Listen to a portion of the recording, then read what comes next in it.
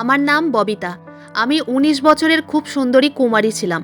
আমার নিজের ৫০ বছরের মামা একদিন রাতের অন্ধকারে আমার ঘরের ভিতর ঢুকে আমার মুখের মধ্যে হাত রেখে দিয়ে কাপড় ও সায়া তুলে অনেক জোরে আমার সঙ্গে করেছিল।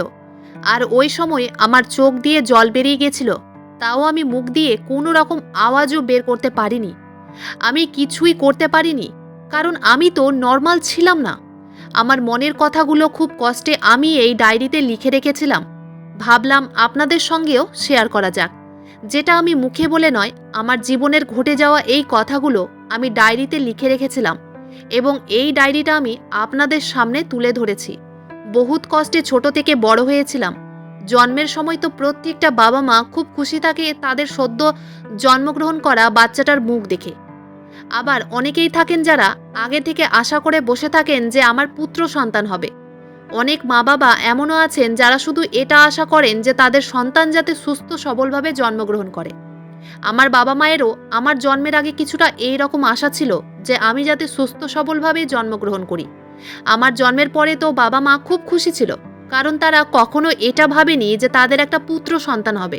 তারা এটাই ভেবেছিল কন্যা সন্তান হলেও তাদের এবং পুত্র সন্তান হলেও তাদের।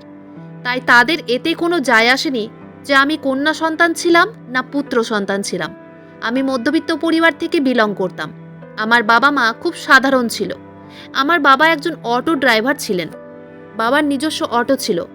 আমরা ২ ভাই বোন ছিলাম।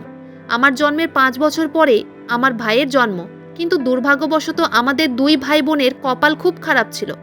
জানি না ওপরওয়ালা কেন আমাদেরকে এই রকম তৈরি করেছিলেন। বড় হওয়ার পরে বুঝতে পেরেছিলাম ওপরওয়ালা আমাদেরকেই কেন এই রকম তৈরি করেছিলেন, কারণ বাকি বাচ্চাদের তুলনায় আমাদের ধৈর্য শক্তি অনেক বেশি ছিল। এই জন্যই হয়তো ওপরওয়ালা আমাদেরকে এই রকম তৈরি করেছিলেন। আমার জন্মের ৩ বছর পরেই বাবা মায়ের আমাকে নিয়ে বিভিন্ন রকমভাবে ভোগান্তরীণ শুরু হয়ে যায়। ধীরে ধীরে যখন বড় হয়ে উঠি তখন বাবা আমাকে একটা সরকারি স্কুলে ভর্তি করে দেয়। টাকা পয়সার দিক থেকে বাবার সামর্থ্য না থাকলেও ভালোবাসার দিক দিয়ে আমার বাবা মা অনেক ধনী ছিলেন। তাদের কাছ থেকে এতটাই ভালোবাসা পেয়েছিলাম যে টাকা পয়সার অভাব থাকা সত্ত্বেও ওপরওয়ালার কাছে একটাই দোয়া চাইতাম যে পরের জন্মেও যাতে ওনাদেরকেই নিজের বাবা মা হিসেবে পায়।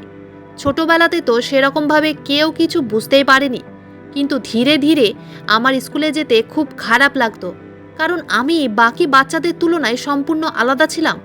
এমনকি ধীরে ধীরে বড় হওয়ার সঙ্গে সঙ্গে সবাই যখন আমাকে রাগাতে শুরু করে তখন আমি স্কুলে যাওয়া বন্ধ করে দিই। কারণ প্রত্যেক দিন যখন সবাই আমাকে রাগাতো তখন আমার কষ্ট হলেও আমি চুপচাপ সহ্য করে থাকতাম। কিন্তু ধীরে ধীরে মানুষের মানসিক অত্যাচার যখন আমার উপরে বাড়তে শুরু হয় তখন আমি নিজের সহ্য ক্ষমতা হারিয়ে দিয়ে বাড়ি থেকে বের হওয়াটাই বন্ধ করে দিয়েছিলাম। এমনকি আমি যখন স্কুলে যেতাম তখন ক্লাসের সব বাচ্চারা কেউ আমার চুল ধরে টানাটানি করত, কেউ বা আমার খাতা নিয়ে নিত, কেউ বা আমার জামা ধরেই টানাটানি শুরু করত এবং আমাকে বিভিন্ন রকম কথা বলে রাগাতো। আর আমি কিছুই বলতে পারতাম না, শুধুই আমার চোখ দিয়ে জল গড়িয়ে যেত। বাড়িতে এসে যখন খুব কষ্ট করে বাবা মাকে এই কথাগুলো বুঝিয়ে বলতাম তখন ওনারা আমাকে অনেক ভালোবেসে যত্ন করে বোঝাতেন যে আমি খুব স্পেশাল বাচ্চা, ওই জন্যই তো সবাই আমাকে দেখে হিংসে করে, আর এই জন্যই আমাকে সবাই রাগায়। বাবা যখন বুঝতে পারলো যে এই সরকারি স্কুলে থেকে আমার পড়াশোনা হবে না, আমাকে একটা স্পেশাল স্কুলে দিতে হবে, কিন্তু স্পেশাল স্কুলগুলোর খরচ এত বেশি যে বাবা আমাকে স্পেশাল স্কুলে দিতে পারেনি। কিন্তু তা সত্ত্বেও বাবা হার মানেনি। বাবা স্পেশাল স্কুলে আমাকে দিতে না পারলেও একটা প্রাইভেট স্কুলে দিয়েছিলেন এবং স্কুলের স্যার ম্যাডামদের বলেছিলেন আমার যাতে একটু বিশেষভাবে খেয়াল রাখা হয়, আমাকে যাতে কোনো বাচ্চা বিরক্ত না করে। বাবার কথা মতো স্কুলের স্যার ম্যাডামরা আমার খেয়াল রাখতো, কিন্তু যতক্ষণ ক্লাসে স্যার ম্যাডাম থাকতো ততক্ষণ ক্লাসের বাচ্চারা আমাকে কেউ কিছু বলতো না। কিন্তু তাদের ক্লাসরুম থেকে বেরিয়ে যাওয়ার পরে সবাই আমাকে রাগাতো। বাবা অনেক কষ্ট করে সরকারি স্কুল থেকে ছাড়িয়ে আমাকে একটা ভালো প্রাইভেট স্কুলে দিয়েছিল যাতে কেউ আমাকে বিরক্ত করতে না পারে। কিন্তু ওই প্রাইভেট স্কুলেও একই রকমভাবে প্রত্যেকটা বাচ্চা আমাকে বিরক্ত করত ও আমাকে রাগাতো। আমি তখন সহ্য করতে না পেরে বাবা মাকে বলে দিয়েছিলাম যে আমি আর স্কুলে যেতে চাই না। বাবা বুঝতে পেরেছিল আমার মধ্যে আর সহ্য করার ক্ষমতাটাই নেই, তাই তারা আমার কষ্ট দেখে আমাকে আর কোনো রকমভাবে চাপ দেয়নি যে আমি স্কুলে গিয়ে পড়াশোনা করি। ওই সময় আমি ১৩ বছরের ছিলাম। পরে বাবা মা বলেছিল আমি যাতে কোনো রকমভাবে মেট্রিক পরীক্ষাটা দিয়ে দিই। কিন্তু আমি ভেতর থেকে এতটাই ভেঙে পড়েছিলাম যে আমার আর ইচ্ছে করেনি। আমি বাড়িতে বসে পড়াশোনার কালচার করতাম, কিন্তু সেদিনের পর থেকে আমি আর কোনো দিন স্কুলেই যাইনি। ওদিকে আমার বাবা মা আমার মতোই আমার ভাইকেও নিয়ে খুব অস্থির ছিল, এবং আমাদেরকে নিয়ে কষ্টটা যে কতটা সেটা আমি অনুভব করতে পারছিলাম। ধীরে ধীরে আমার যখন বিয়ের বয়স হয় তখন আমার বাবা মায়ের দুশ্চিন্তা আরও বেশি বেড়ে যায়। তাও তারা চেষ্টা করে আমার বিয়ে দেওয়ার, কিন্তু কোনো ছেলে যখনই আমাকে দেখতে আসতো তখন আমার চেহারা দেখে আমাকে পছন্দ করে নিত। কিন্তু আমার ব্যাপারে এত বড় সত্যিটা জানার পরে তারা আমাকে রিজেক্ট করে চলে যেত। এইভাবে প্রায় 5 থেকে 6টা সম্বন্ধ যখন আমাকে বাতিল করে দিয়ে চলে যায়, তখন আমি বাবা মাকে বলেছিলাম, আমার বিয়ে দেওয়াটা কি খুবই জরুরি? আমি তো তোমাদের সঙ্গেও সারাটা জীবন থেকে কাটিয়ে দিতে পারি। মা তখন আমাকে অনেক ভালোবেসে বুঝিয়ে বলতো যে একা একা নাকি বেঁচে থাকা যায় না, প্রত্যেকটা মানুষের একটা সাহারার দরকার হয়। তারপর অনেক কষ্টে আমার জন্য একটা সম্বন্ধ আসে, এবং তারা আমার ব্যাপারে সবকিছু সত্যি কথা জানার পরেও আমাকে নিজের বাড়ির বউ করতে রাজি হয়। আসলে ছেলেটার বাবা মায়ের মারা যাওয়ার পরে সে নাকি তার মামা মামির কাছে মানুষ হয়েছিল, এবং তারা খুব গরিব ছিল। তারা যেহেতু সবকিছু জেনে শুনে আমার সঙ্গে বিয়ে করতে রাজি ছিল, তাই আমার বাবা এই বিয়েতে আর কোনো রকমভাবে আপত্তি করেনি। আমার ব্যাপারে সবকিছু জানার পরেও যেই ছেলেটি আমাকে বিয়ে করতে রাজি হয়েছিল, সেই ছেলেটির নাম বিনয়।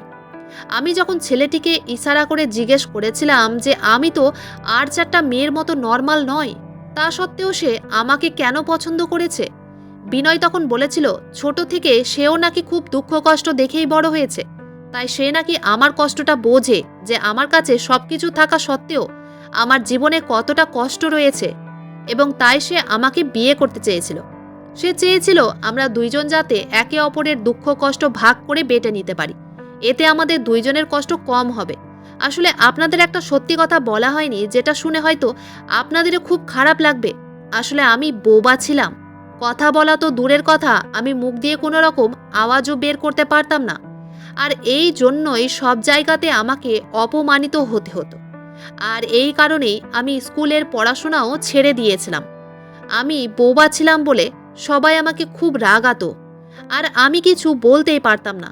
শুধু আমার চোখ দিয়ে জল গড়িয়ে যেত। শুধু তাই নয়, আমার জন্মের কয়েক বছর পরে যখন আমার ভাইয়ের জন্ম হয়, তখন আমার ভাইয়ের সঙ্গেও একই রকম অবস্থা হয়েছিল। আসলে আমরা ভাই বোন দুজনেই বোবা ছিলাম, এবং আমাদের 2 ভাই বোনের জন্য আমার বাবা মাকেও খুব কষ্ট ভোগ করতে হয়েছিল। বিয়ের পরে যখন আমি শ্বশুরবাড়ি যাই, তখন দেখলাম আমার শ্বশুরবাড়িতে মামি শাশুড়ি, মামা শ্বশুর এবং আমার বর ছাড়া আর কেউ ছিল না। আসলে আমার মামি ও মামার নিজের কোনো সন্তান ছিল না, তাই তারা আমার বরকেই মানুষ করেছিল।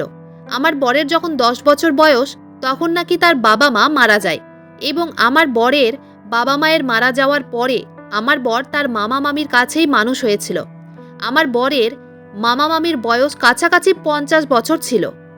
মামা তো 50 বছর বয়সেও এতটা ইয়াং হয়েছিল যে তাকে দেখে মনেই হতো না যে তার বয়স 50 বছর।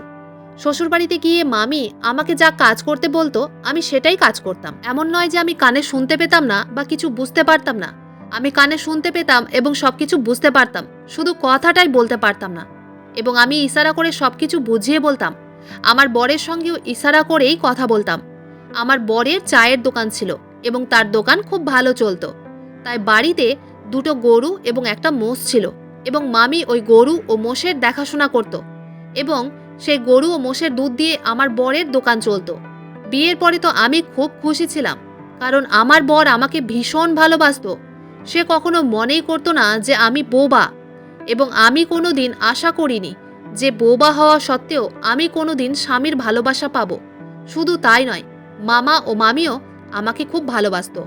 শ্বশুরবাড়িতে বেশ কিছুদিন হয়ে যাওয়ার পরে আমি একটা জিনিস লক্ষ্য করেছিলাম, মামি প্রত্যেক দিন সকালে খুঁড়িয়ে খুঁড়িয়ে নিজের ঘর থেকে বের হতো, এবং আমি যখন উনাকে জিজ্ঞেস করতাম যে আপনি এইভাবে প্রত্যেক দিন খুঁড়িয়ে খুঁড়িয়ে কেন হাঁটেন, তখন মামি বলেছিল তার কোমরে নাকি প্রত্যেক দিন সকালে ব্যথা হয়, এবং বয়স হওয়ার জন্য তার হাড় অনেক দুর্বল হয়ে গেছে, এবং তার কোমরের হাড় নাকি ক্ষয়ে গেছে, এই জন্যই তার কোমরে ব্যথা হয়।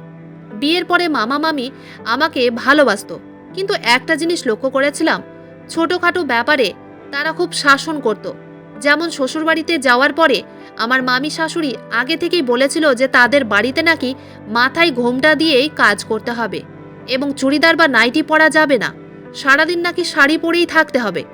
এমনকি মামিও মামার সামনে ঘোমটা দিয়েই থাকতো এবং মামা যখন কোনো জিনিস নিয়ে মামিকে ডাকতো তখন মামি মাথায় ঘোমটা দিয়ে মাথা নিচু করে মামার সামনে দাঁড়াতো এবং তাদের এই আদব কায়দাগুলো আমার কিন্তু খুব ভালো লাগতো। এইভাবে থাকতে আমার কোনো আপত্তি ছিল না, কারণ প্রত্যেকটা বাড়ির একটা নিজস্ব নিয়ম শৃঙ্খলা থাকে এবং আমি জানতাম বাড়ির নিয়ম শৃঙ্খলা মেনে চললে সবাই আমাকে ভালোবাসবে এবং আমি সেটাই করতাম। কিন্তু একদিন আমি খুব আশ্চর্য হয়েছিলাম, কারণ মামা যখন বারান্দায় বসে চা খাচ্ছিল ওই সময় মামিও বারান্দায় গিয়ে মাথার কাপড়টা সরিয়ে মামার সঙ্গে একটুখানি বসে হাসি ঠাট্টা করছিল। মামা যখন বুঝতে পেরেছিল আমি তাদের দুইজনকে একসঙ্গে হাসি ঠাট্টা করতে দেখে ফেলেছি, তখন মামা মামিকে অনেক রেগে বলেছিল, তোমার লজ্জা করে না? বাড়িতে একটা বৌমা আছে আর তার সামনেই তুমি এইভাবে হাসি ঠাট্টা ও মজা করছো। আমার বাড়ির একটা নিয়ম শৃঙ্খলা আছে, সেটা ভঙ্গ করলে কিন্তু খুব খারাপ হবে, আর এটা আমি একদমই বরদাস্ত করব না, তাই চলে যাও আমার চোখের সামনে থেকে। মামি তখন মাথা নিচু করে বিড়বিড় করে কিছু একটা বলতে বলতে রান্নাঘরের দিকে চলে গেল। তার মধ্যে আমি মামির মুখ থেকে যেটা শুনতে পেয়েছিলাম সেটা হচ্ছে, এই লোকটার অত্যাচারে আমি শেষ হয়ে যাব। এই লোকটা রাতে একরকম এবং দিনে একরকম। আমি মামির মুখ থেকে এই কথাটা শুনতে পেয়েছিলাম, কিন্তু মামা তো খুব নিয়ম শৃঙ্খলা মেনে চলতেন। তাহলে জানি না কেন মামি মাঝে মধ্যে এই কথাটা বলতেন যে এই লোকটা রাতের বেলা একরকম এবং দিনের বেলা একরকম। মামা তো নিজের মান সম্মান বজায় রেখে কাজ করতেন এবং উনি সবসময় নিয়ম শৃঙ্খলা আদব কায়দা বজায় রেখেই কাজ করতেন। তাহলে জানি না কেন মামি মাঝে মধ্যে রাগ করে মামার ব্যাপারে এই কথাটাই বলতেন। শ্বশুরবাড়িতে কিছুদিন থাকার পরে মামার আচরণ দেখে বুঝতে পেরেছিলাম উনি আর হয়তো মামির সঙ্গে কোনো রকম শারীরিক সম্পর্ক করেন না, কারণ উনি আমার সামনে তো কখনোই মামির সঙ্গে হাসি ঠাট্টা বা ভালোবেসে দুটো কথাও বলতেন না। তাই আমার মনে হয়েছিল মামা হয়তো নিশ্চয়ই আর মামির সঙ্গে শারীরিক সম্পর্ক করেন না। কিন্তু মামা নিজের পুরুষত্ব ধরে রাখার জন্য অনেক ধরনের ব্যায়াম করতেন। শুধু তাই নয়, উনি সময় মতো খাবার দাবার খেতেন, এমনকি উনার সময়ের একটু দেরি হয়ে গেলে মামিকে বকাবকি শুরু করে দিতেন। একদিন আমি ঘরের কাজ করছিলাম এবং মামা বারান্দায় বসে বসে খবরের কাগজ পড়ছিলেন। ওই সময় আমার মাথার কাপড়টা সরে গেছিল। আমার মাথা থেকে কাপড়টা সরতেই মামার নজর আমার দিকে পড়েছিল। আমি তখন বুঝে গেছিলাম এবার হয়তো আমাকে বকা শুনতে হবে। আমার মাথার কাপড়টা সরে যেতেই মামা আমার উপরে বকাবকি শুরু করে দিয়েছিলেন। উনি তখন আমাকে বলেছিলেন, আমার বাড়ির নিয়মকানুন তুমি ভালোভাবেই জানো, তাহলে আমার সামনে মাথায় কাপড় না দিয়ে থাকার সাহস তোমার কি করে হলো? মাথার একটাও চুল যাতে দেখা না যায় সেই হিসেব করে আমার সামনে থাকবে এবং আমার সামনে মাথা নিচু করেই কথা বলবে। এই আদব কায়দাগুলো বাবার বাড়ি থেকেই শিখে আসতে হয়, এরপরে যাতে আর এই রকম ভুল না হয়। তাহলে আমি কিন্তু ভুলে যাব যে তুমি এই বাড়ির বৌমা। এই কথাগুলো বলে উনি সেখান থেকে চলে গেছিলেন। সেদিন আমি খুবই ভয় পেয়েছিলাম, কারণ বিয়ের পরে আমি কোনোদিন মামার মুখোমুখি হয়নি। মামার সমস্ত প্রয়োজনীয় জিনিস এবং সময় মতো খাবার দেওয়া, এই সমস্ত কাজ মামিই করত। মামার কোনো কাজ আমাকে করতেই হতো না। এমনকি মামা রাত্রিবেলা প্রত্যেক দিন নিয়ম করে দুধ খেতেন এবং সেই সময় দুধ দিতে একটু দেরি হলে মামির উপরে বকাবকি শুরু করে দিতেন। একটা ছোট বাচ্চার যেমন সবকিছু টাইম টেবিল থাকে, ঠিক সেই রকম মামারও সবকিছুর টাইম টেবিল ছিল এবং মামি তো মামার সেবা যত্ন ও সময় মতো খাবার দিতেই সারাদিন ব্যস্ত থাকতেন। বিয়ের পরে আমার বর আমাকে খুবই ভালোবাসতো এবং সে চেষ্টা করত ছোট ছোট জিনিস দিয়ে আমাকে খুশি রাখার, এবং সে আমাকে খুবই ভালোবাসতো এবং আমার শারীরিক চাহিদাও পূরণ করত। এবং আমার বর চাওয়ালা হলেও আমি তার সঙ্গে খুব খুশি ছিলাম। আমার বর তো দীর্ঘ সময় ধরে আমার সঙ্গে সম্পর্ক করত, এমনকি ভালোবাসার সময় সে আমাকে ছাড়তেই চাইতো না। আমি বরের ভালোবাসা পেয়ে খুব সন্তুষ্ট ছিলাম। এদিকে বিয়ের পরে দেখেছিলাম রাত্রিবেলা মামি ও মামা আলাদা ঘরে ঘুমোতো, তাই আমি বুঝতে পেরেছিলাম যে তাদের দুজনের মধ্যে এখন আর হয়তো শারীরিক সম্পর্ক হয় না। কিন্তু আমি যখন মামার ব্যাপারে সত্যি কথা জেনেছিলাম তখন আমার পায়ের তলা থেকে যেন মাটি সরে গেছিল। আমি তো ভাবতেও পারিনি যে এই মানুষটার একটা আলাদাই রূপ ছিল, যে রূপটা দেখার পরে আমার মাথায় যেন আকাশ ভেঙে পড়েছিল। আমার বরের মামা যতটা সাধু সাজত উনি ততটা সাধু ছিলেন না। প্রত্যেকদিন রাতে ঘুমানোর আগে মামি 1 গ্লাস করে মামাকে দুধ দিয়ে আসতো। তারপরে সে আলাদা ঘরে ঘুমিয়ে যেত। এমনকি মামি যখন রাত্রিবেলা একা ঘুমোতো তখন আমি অনেকদিন মামিকে বলেছিলাম যে আমিও তার সঙ্গে ঘুমাবো, কিন্তু মামি কোনো মতেই নিজের সঙ্গে আমার ঘুমানো নিত না।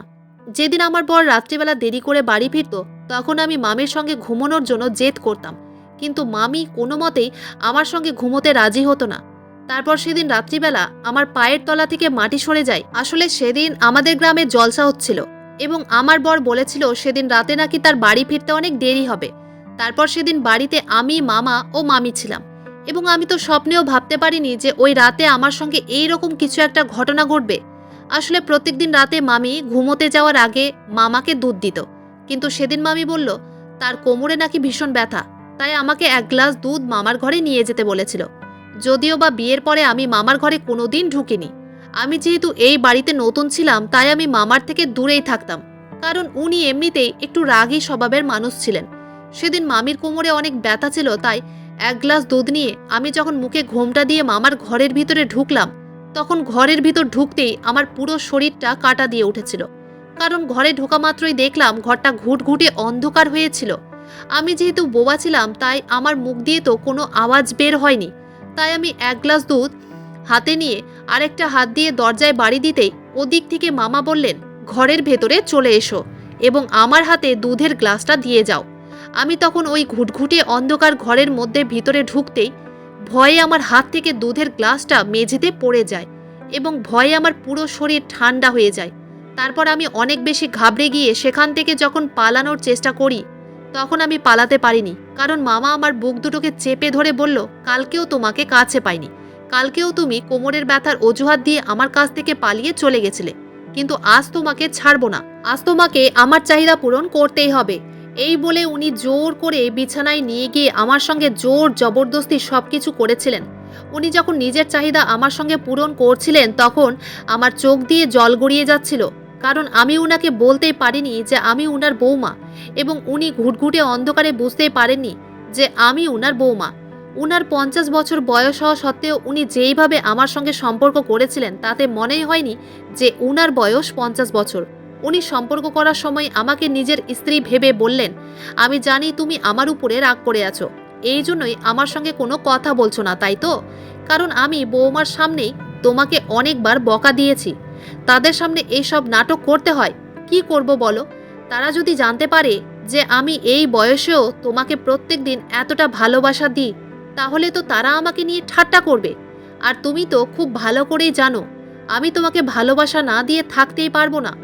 এই বলে মামা মনের আনন্দে আমার সঙ্গে নিজের চাহিদা পূরণ করেছিল। সবকিছু হয়ে যাওয়ার পরে উনি আমাকে নিজের স্ত্রী ভেবে বললেন, এবার তুমি তাড়াতাড়ি এখান থেকে চলে যাও, নইলে কেউ জানতে পেরে যাবে যে আমরা এই বয়সেও নিজেদের চাহিদা পূরণ করি। মামা যখন আমার হাত দুটো ছেড়ে দেয় তখন আমি তাড়াতাড়ি কাঁদতে কাঁদতে সেখান থেকে নিজের ঘরে চলে আসি। সেদিন আমি বুঝতে পেরেছিলাম যে মামির কোমরে প্রত্যেক দিন কেন ব্যথা হতো। আসলে মামা এই বয়সেও যেভাবে সম্পর্ক করত এতে যে কোনো মেয়ের কোমরে ব্যথা হওয়াটাই স্বাভাবিক। আসলে মামা আমাদের সামনে মামির সঙ্গে যে দূরত্বটা বজায় রাখতো সেটা সম্পূর্ণ মিথ্যে ছিল এবং নাটক ছিল। আসলে মামা তো মামিকে খুবই ভালোবাসতো এবং উনি নাকি প্রত্যেক দিন মামির সঙ্গে সম্পর্ক করতেন। আমরা যাতে জানতে না পারি যে উনাদের মাঝে এখনও শারীরিক সম্পর্ক আছে সেটা লুকোনোর জন্যই উনি সারাদিন আমাদের সামনে মামির সঙ্গে দূরে থাকার নাটক করতেন। এমনকি রাতের বেলা আমাদের ঘুমিয়ে যাওয়ার পরে মামি প্রত্যেক দিন মামার ঘরে যেত, যেটা আমি ও বর জানতাম না। আসলে আমার মামা ও মামির এই ব্যাপারে জানার কোনো ইচ্ছেও ছিল না, কিন্তু আমার সঙ্গে সবকিছু হয়ে যাওয়ার পরে মামার ব্যাপারে সব সত্যি কথা বেরিয়ে আসে। তারপর সেদিন রাতে আমি নিজের ঘরে এসে একটা কোনায় চুপচাপ বসেছিলাম আর ভাবছিলাম এই কথাগুলো আমি কাকে বলবো যে আমার সঙ্গে আজ কি হয়েছে। মামা কি একবারও বুঝতে পারেননি যে আমি ওনার স্ত্রী ছিলাম না? না উনি সবকিছু জেনে বুঝে আমার সঙ্গে এই কাজটা করেছিলেন? সেটা তো আমি বুঝতেই পারছিলাম না। তারপর আমি সেদিন ভেবে নিয়েছিলাম যা হওয়ার তা হবে, কিন্তু আমি এত বড় সত্যি কথা মামিকে না বললেও আমার বরকে তো অবশ্যই বলবো। এতে যদি আমার বর আমাকে বাড়ি থেকে তাড়িয়ে দেয় তাতে আমার কোনো কষ্ট হবে না, কারণ এত বড় সত্যি কথা লুকিয়ে আমি শান্তিতে জীবন কাটাতে পারবো না। তাই সেদিন ভোরবেলা যখন আমার বর বাড়ি ফিরে আসে তখন আমাকে ওই অবস্থায় দেখে বর অনেক বেশি ঘাবড়ে গিয়ে জিজ্ঞেস করেছিল, ববিতা তুমি এখনো ঘুমাওনি? তুমি ওই কোনায় চুপচাপ বসে আছো কেন? কি হয়েছে তোমার? তখন আমি কাঁদতে কাঁদতে বরকে একটা কাগজের মধ্যে সবকিছু লিখে বলেছিলাম যে রাত্রিবেলা আমার সঙ্গে কি হয়েছে এবং এতে আমার কোনো দোষ ছিল না। সবকিছু জানার পরে বর আমার উপরে রাগ করেছিল, কিন্তু সে আমাকে ক্ষমা করে দিয়েছিল, কারণ এতে আমার কোনো দোষ ছিল না। আমার সঙ্গে অজান্তে এই সব কিছু হয়েছিল এবং সেদিন ভোরবেলাতেই আমার বর সিদ্ধান্ত নিয়েছিল যে সে আর এই বাড়িতে থাকবে না। তাই ওই ঘটনার 2 দিন পরে বর আমাকে নিয়ে একটা ভাড়া বাড়িতে চলে গেছিল। এখন আমিও বর একটা ভাড়া বাড়িতেই আছি। আমরা যখন ওই বাড়ি ছেড়ে ভাড়া বাড়িতে যাওয়ার কথা বলেছিলাম, তখন মামি আমার বরকে জিজ্ঞেস করেছিল, তোরা হঠাৎ করে এই বাড়ি ছেড়ে ভাড়া বাড়িতে থাকার কথা বলছিস কেন? কিন্তু মামা একবারও এই ব্যাপারে জিজ্ঞেস করেননি যে আমরা কি কারণে এই বাড়ি ছেড়ে ভাড়া বাড়িতে থাকতে চাইছি। তখনই আমার সন্দেহ হয়েছিল যে সেদিন রাত্রে ব্যাপারটা মামা নিশ্চয়ই খুব ভালোভাবেই জানতেন, আর এই জন্যই হয়তো উনি আমাদের একবারও জিজ্ঞেস করেননি যে আমরা কি কারণে ভাড়া বাড়িতে থাকতে চাইছি। তারপর 2 দিন পরে আমরা যখন ওই বাড়ি ছেড়ে ভাড়া বাড়িতে আসি, তখন মামার মুখ দেখে মনে হয়েছিল সেদিন রাত্রির ব্যাপারটা উনি সবকিছুই ভালোভাবেই জানতেন, যে সেদিন রাতে ওনার স্ত্রীর জায়গায় আমি ছিলাম এবং উনি সবকিছু জানা সত্ত্বেও আমার সঙ্গে সবকিছুই করেছিলেন, এবং উনি সবকিছু জানার পরেও এটা না জানার ভান করেছিলেন যে আমি ওনার বৌমা নয়, আমি ওনার স্ত্রী। এমনকি আমার বাবা মাও যখন জিজ্ঞেস করেছিল যে আমার বর এত বছর ধরে তার মামা মামির সঙ্গে ছিল, তাহলে সে হঠাৎ করে আজ কেন তার মামা মামির বাড়ি ছেড়ে এখন ভাড়া বাড়িতে উঠেছে, তখন আমি বরকে বারণ করেছিলাম যাতে এই কথা নিয়ে আর বাড়াবাড়ি না করে, কারণ যা হওয়ার তা তো হয়ে গেছে, সেটা তো আর ঠিক করা যাবে না। তাই আমি বাবা মাকে বলেছিলাম দূরে থাকলে সম্পর্কটা ভালো থাকবে। শুধুমাত্র এই কারণের জন্যই আমরা আজ ভাড়া বাড়িতে উঠেছি। ভাড়া বাড়িতে আসার পরেও মামি প্রত্যেকদিন কিন্তু আমাদের সঙ্গে দেখা করতে আসতেন। মামিকে আমরা এখনো বলিনি যে আমার সঙ্গে সেদিন রাতে কি হয়েছিল। জানি না উনি এইসব কথা জানার পরে কতটা কষ্ট পেতেন। উনার কষ্টের কথা মনে করে আমি আর বর এই কথাগুলো আর উনাকে বলিনি। সেদিন আমি বুঝতে পেরেছিলাম যে ওই মানুষটি উপর থেকে একরকম এবং ভিতর থেকে আর এক রকম ছিলেন। তাই সেদিনের পর থেকে আমি আর কোনোদিন মামার সঙ্গে কথা বলিনি। এমনকি আমার বড়ও তার মামার সঙ্গে আর কোনো দিন কথা বলেনি। এই ঘটনাটা হতে আজ 1 বছর হয়ে গেছে, কিন্তু আমার মামির অনেক রিকোয়েস্ট করার পরেও আমি ও বর সেই বাড়িতে আর ফিরে যাইনি। আজ আমি বরের সঙ্গে ভাড়ার বাড়িতেই অনেক ভালো আছি। আমার মা মাঝে মধ্যে এই বাড়িতে এসে আমার সঙ্গে থেকে যায়। সেদিনের ঘটনাটা যখন আমার মনে পড়ে, তখন আমার আত্মা কেঁপে ওঠে। আজও মাঝে মধ্যে ভাবি, আমি যদি বোবা না হতাম তাহলে আমার সঙ্গে ওই ঘটনাটা ঘটতো না, আমি নিজেকে রক্ষা করতে পারতাম। সেদিন আমার খুব আফসোস হয়েছিল এটা ভেবে যে আমি বোবা কেন, আর এই সুযোগের সদ্ব্যবহার মামা করেছিল। উনি খুব ভালো করেই জানতেন আমি যেহেতু চিৎকার করতে পারবো না, এই জন্যই উনি আমার সঙ্গে জেনে বুঝে এই খারাপ কাজটা করেছিলেন। এখন আমি বরের সঙ্গে খুব ভালো আছি এবং সুখে আছি। বর যখন চায়ের দোকানে থাকে তখন প্রত্যেকটা মুহূর্ত কিন্তু আমাকে ভিডিও কল করে আমার খোঁজ খবর রাখে, যাতে আমার কোনো অসুবিধে না হয়। বন্ধুরা, আজকের গল্পটি এখানেই শেষ করছি। গল্পতে কোনো ভুল ত্রুটি থাকলে ক্ষমা করে দিবেন। গল্পটি ভালো লাগলে অবশ্যই লাইক, শেয়ার, সাবস্ক্রাইব করতে ভুলবেন না। ধন্যবাদ।